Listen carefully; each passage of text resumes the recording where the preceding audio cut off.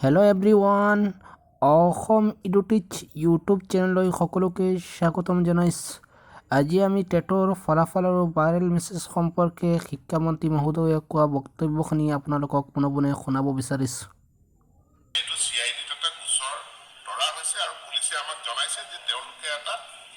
Special investigation team এটা গঠন কৰিছে, তেওঁলোকে তদন্ত কৰি আছে, পুলিচে বিহিত ব্যৱস্থা গ্ৰহণ কৰিব। নম্বৰ আছে, নম্বৰ অসমীয়াত কথা পাতে, গতিকে এনেধৰণৰ এটা চক্ৰ জড়িত সকলোবিলাক পুলিচৰ দায়িত্ব দিয়া হৈছে, পুলিচে এই ক্ষেত্ৰত ব্যৱস্থা নতুন যিহেতু টেট পৰীক্ষা অনুষ্ঠিত হৈ গ'ল, কেতিয়া মানে ফলাফল দিয়াৰ সম্ভাৱনা সোনকালে ফলাফল আলোচনা হৈছে, বহু প্ৰশ্ন বহু খুদুৱনি এইবিলাকৰ স্পষ্টীকৰণ হৈছে আৰু ইয়াৰ ওপৰত ভিত্তি কৰি আমি এটা আমাৰ দিক নিৰ্দেশনা আমি এটা ৰুট মেপ মোবাইলত এইবিলাক কিবা কিবি প্ৰচাৰ হৈ আছে, কিন্তু আমাৰ ৱেবছাইট শেষ হোৱা নাই।